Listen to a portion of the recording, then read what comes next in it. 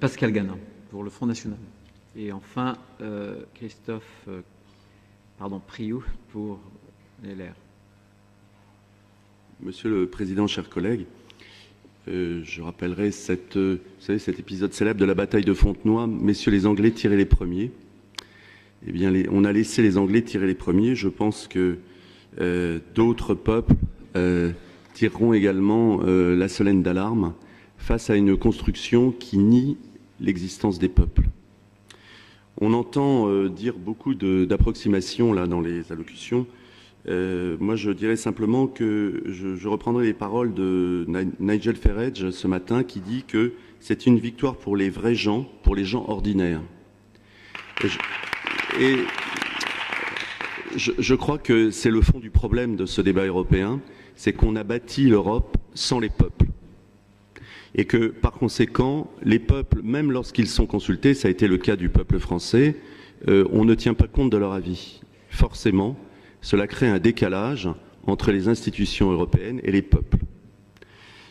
N'oublions pas que la France contribue pour 22 milliards à la communauté européenne et qu'elle n'en reçoit que 13 milliards et que la communauté européenne, dont le budget est de 350 milliards d'euros par an, a un coût de fonctionnement de 8 milliards d'euros par an et est en déficit de 142 milliards.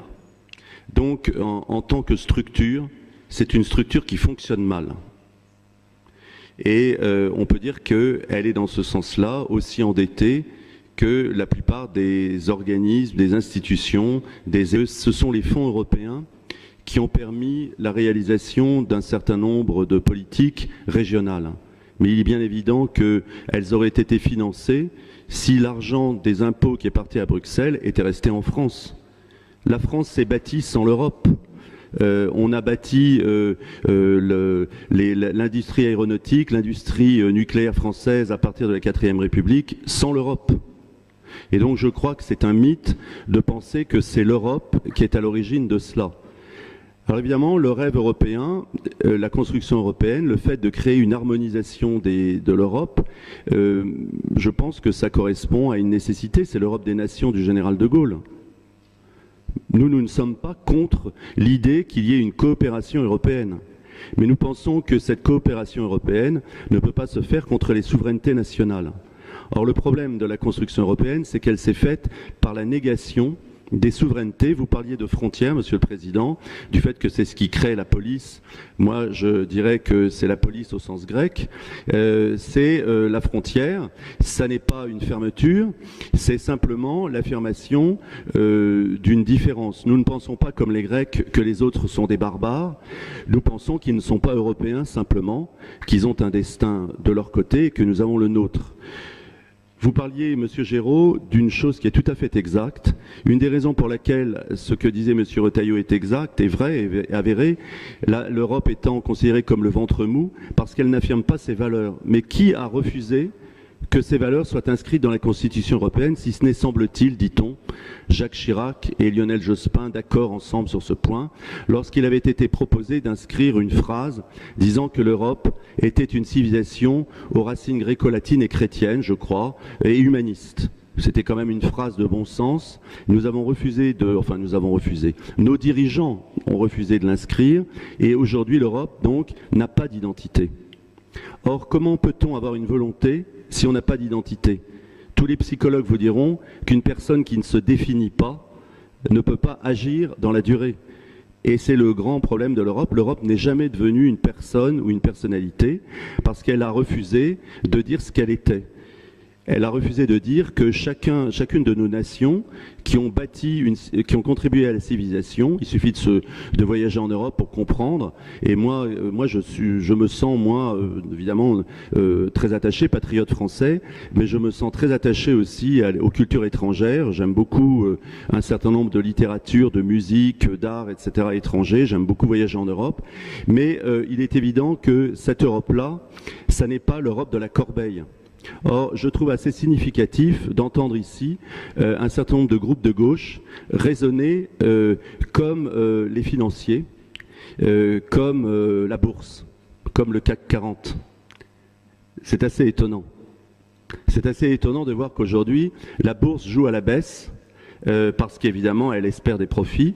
Et moi, je pense que, comme le général de Gaulle, la politique ne se fait pas à la corbeille. Voilà. C'est le principe de la démocratie. La démocratie, c'est l'expression du peuple. Alors maintenant, que va-t-il se passer? Il est évident pour notre région, ça va avoir des conséquences, puisqu'effectivement, notre budget, et c'est vraiment une question que nous devons nous poser, est abondé par des fonds européens. Moi, je ne nie pas la réalité.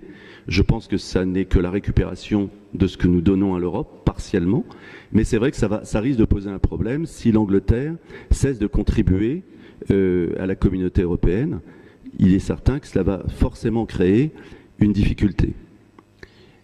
Eh bien, il va falloir à ce moment-là réorganiser l'Europe. Il va falloir peut-être que M. Juncker, qui disait que les traités étaient irréversibles, ce qui est absolument extraordinaire, qui est d'un impérialisme que seuls les totalitaires ont eu dans l'histoire de l'Europe, dire que quelque chose est irréversible, c'était ce que disait Staline à propos du pacte de Varsovie, ou Hitler lorsqu'il occupait la totalité de l'Europe ou quasiment. Et je pense que M. Juncker vient de voir que les peuples n'ont pas cette conception-là de leur liberté et de leur souveraineté. Voilà, c'est ce que nous disons. Nous ne nous faisons pas d'illusions. Les Anglais n'ont pas quitté l'Europe pour nous faire plaisir. Les Anglais, l'Angleterre est une île. Les Anglais ont quitté l'Europe parce qu'ils ont pensé que c'était leur intérêt premier. Et donc je crois qu'il faudra que les dirigeants européens n'oublient pas les constantes de l'histoire. Les constantes de l'histoire, c'est que les Anglais ont toujours établi une différence entre eux et le reste du continent. Nous venons d'en avoir une des manifestations et je pense que le mieux, c'est de tenir compte de la réalité. Ça n'empêche pas la période la plus glorieuse de l'Europe, mais justement, une des manières d'éviter cela, c'est sans doute de tenir compte de la réalité des peuples. Voilà. Alors peut-être que nous devrons nous aussi considérer aussi que la civilisation européenne ne se limite pas à l'Europe de Bruxelles. Le général de Gaulle parlait d'une Europe de l'Atlantique à l'Oural.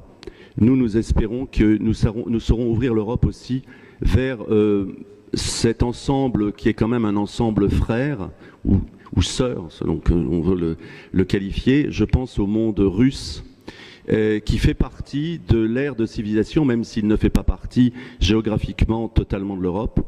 Et plutôt que de nous tourner éperdument vers les États-Unis, de nous confier éperdument à la protection de l'OTAN, qui joue très fréquemment contre nos intérêts, on l'a vu en Libye, on l'a vu en Irak, on le voit aujourd'hui en Turquie, essayons de rééquilibrer l'Europe. C'est peut-être aussi une des erreurs des dirigeants européens, c'est de s'être placé en permanence sous la protection des États-Unis. Monsieur Monnet, de toute façon, était un homme qui a bâti l'Europe selon le modèle américain, et nous devons en sortir. Alors, la question maintenant, à quand un référendum en France? À quand le Ligerxit?